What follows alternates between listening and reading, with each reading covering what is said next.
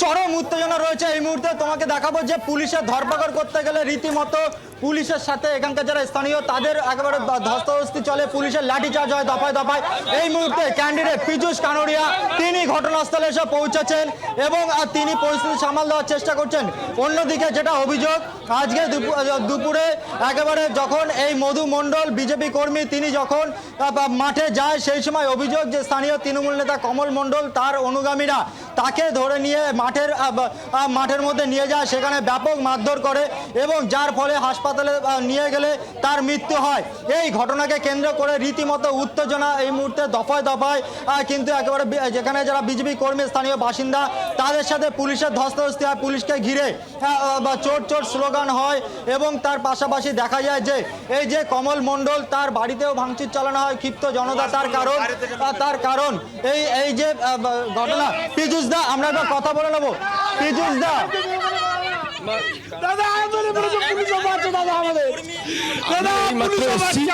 দুঃখের ঘটনা, একটু আমাকে সময় দিন। পুলিশ যেটা করছে সেটা আমাকে দেখতে হবে। একটু দাঁড়িয়ে 2 মিনিট। পুলিশ লাঠিচার্জ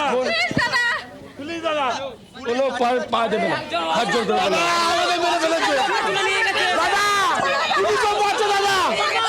আমরা কি অপরাধ করেছি?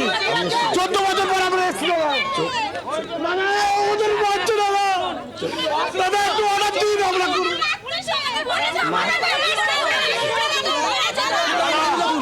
আমরা এই মুহূর্তে যারা বিজেপি কর্মী তারা তাদের ক্ষোভের কথা জানাচ্ছেন এবং তাকে বলছে পুলিশের তরফ থেকে যেভাবে লাঠিচার্জ করা হয়েছে সেই তার প্রতিবাদ জানাচ্ছে এবং রীতিমতো দফায় দফায় কিন্তু উত্তেজনা তৈরি হয়। দফায় দফায় কেন্দ্রীয় বাহিনী এবং পুলিশ তাদেরকে লাঠিচার্জ করতে হয় এবং এই পরিস্থিতি একেবারে ইট বৃষ্টি চলে, রীতিমতো ইট বৃষ্টি চলে এখানে। এবং বিজেপি কর্মীদের যারা অভিযোগ যে স্থানীয় তৃণমূল নেতা কমল মণ্ডল এবং তার অনুগামীরা এখানে যখন মধু মণ্ডল সে মাঠে যায় তখন তার উপরে হামলা চালায়, তাকে একেবারে ধরে নিয়ে যাওয়া হয় মাঠের মাঝখানে এবং সেখানে তাকে মারধর করা হয়, এমনটাই অভিযোগ। এবং সেই ছবি আমরা দেখছি যেখানে ইতিমধ্যেই সেখানে জয়ী বিধায়ক, সদ্য নির্বাচিত বিধায়ক সেখানে পৌঁছেছেন এবং খুব স্বাভাবিকভাবেই গোটা বিষয়টা নিয়ে এখনো পর্যন্ত উত্তেজনা রয়েছে চরম।